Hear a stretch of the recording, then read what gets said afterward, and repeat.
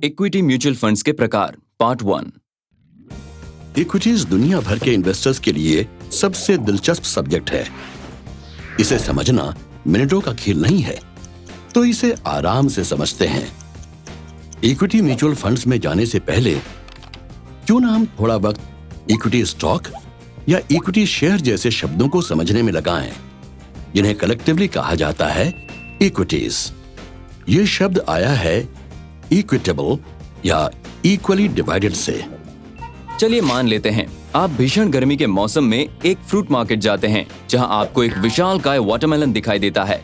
उसे खरीदना तो कई लोग चाहते हैं, पर अफोर्ड नहीं कर सकते क्योंकि वो काफी बड़ा है और इसलिए महंगा भी।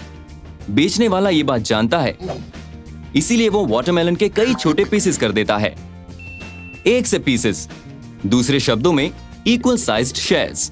ये बात खरीदारों को भी समझ में आ जाती है और वो इन पीसेस को खरीदने के लिए लाइन में लग जाते हैं। जिसके पास जितना ज्यादा पैसा, उतने ज्यादा वाटरमेलन के पीसेस भी। बस वाटरमेलन के हर पीस की तरह एक इक्विटी स्टॉक भी सिर्फ एक कंपनी का एक शेयर ही है। इन्वेस्टर्स के पास जितने ज्यादा शेयर्स होंगे, कंपनी द्वारा डिक्लेयर किया गया डिविडेंड या प्रॉफिट का शेयर भी उन्हें उतना ही ज्यादा मिलेगा। पर हाँ, कंपनीज के शेयर्स में इन्वेस्ट करना वाटरमेलन के शेयर खरीदने से कहीं ज्यादा कॉम्प्लिकेटेड है। तो बेसिकली इक्विटी फंड्स वो हैं जो मुख्य तौर पर इक्विटी शेयर्स या स्टॉक्स में इन्वेस्ट करते हैं, जिन्हें कलेक्टिवली इक्विटीज नाम से भी जाना जाता है ना?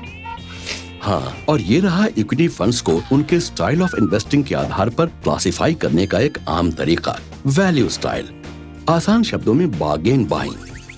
पहले इक्विटी एनालिस्ट टीम या फंड मैनेजर कंपनी का बिजनेस असेस करेगा, फिर उसके प्राइस पर शेयर की एक वैल्यू असाइन करेगा विभिन्न फैक्टर्स को ध्यान में रखते हुए।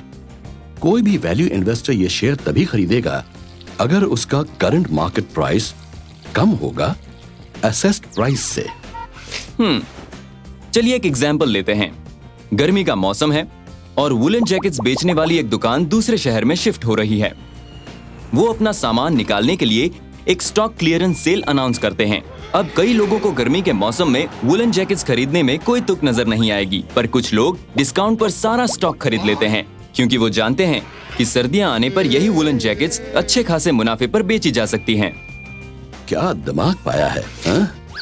ऐसा ही वक्त स्टॉक मार्केट में तब आता है जब इन्वेस्टर्स घबराहट में बिक्री करते हैं, जिससे स्टॉक्स की कीमत कम हो जाती है। स्टॉक्स की अंडर प्राइसिंग का एक कारण कंपनी की वैल्यू का पता न होना होता है, और इसी तरह की मिस प्राइसिंग के इंतजार में वैल्यू इन्वेस्टर्स होते हैं। दरअसल एक फंड मैनेजर एक कंपनी की जिस हिडन वैल्यू को बाकी लोग नहीं देख पाते, उसे पहचान कर वो स्टॉक खरीदना शुरू कर देता है। जब बाकी लोग कंपनी की वैल्यू रियलाइज करते हैं, तो वो भी खरीदारी शुरू कर देते हैं, जिससे स्टॉक प्राइसेस बढ़ जाते हैं और साथ ही आदमी का इन्वेस्टमेंट भी। इससे इन्वेस्टर को बढ़िया बार्गेन का मौका मिलता है उम्मीद के मुताबिक। पर क्या हो अगर आप किसी कलेक्टिबल में इन्वेस्ट करना चाहते हो, जैसे माइकल एंजेलो की पेंटिंग में? हाँ, वो आपको काफी महंगी जरूर पड़ सकती है, पर हो सकता है कि आप फिर भी उसमें इन्वेस्ट करने में इंटरेस्टेड हो, क्योंकि आप जानते हैं कि कल को उसकी वैल्यू बढ़ने ही वाली है, जिससे आपको बेहतर रिटर्न्स मिलेंगे। बिल्कुल इसी लॉजिक पर चलती है ग्रोथ स्टाइल की इन्वेस्टिंग। उन कंपनीज में इन्वेस्ट करना जिनमें लगातार एक रीजनेबल रेट पर प्रॉफिट की गुंजाइश रहती है। इस मामले में फंड मैनेजर स्टॉक्स को ज्यादा दाम में भी खरीद लेता है, क्योंकि उसकी फ्यूचर ग्रोथ उसके मौजूदा हाई प्राइस को जस्टिफाई करती है। वैसे ये सब काफी आसान है ना? तो आप इन्वेस्ट कर सकते हैं एक सूटेबल कॉम्बिनेशन में, बेहतरीन परचेज के लिए सस्ते स्टॉक्स में ग्रेट बार्गेन पर, और एप्रिशिएटिंग वैल्यू वाले महंगे स्टॉक्स में। आपके डिसीजंस के लिए इससे बढ़िया असेसमेंट कोई नहीं होगा। यही नहीं, इक्विटी फंड्स को और भी कई तरीकों से क्लासिफाई किया गया है, जिसमें हर किसी के यूनिक कैरेक्टरिस्टिक्स हैं, ताकि इन्वेस्टर्स उन्हें अपनी सहूलियत के मुताबिक चुन सकें।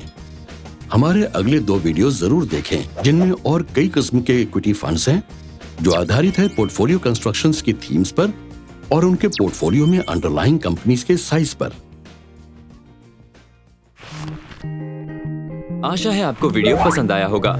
देखते रहिए और हम इन्वेस्टिंग कॉन्सेप्ट समझने में आपकी पूरी मदद करेंगे। आप चाहे तो अपनी प्रतिक्रिया हमें editor@templeton.com पर भेज सकते हैं। Mutual fund investments are subject to market risks. Read all scheme related documents carefully.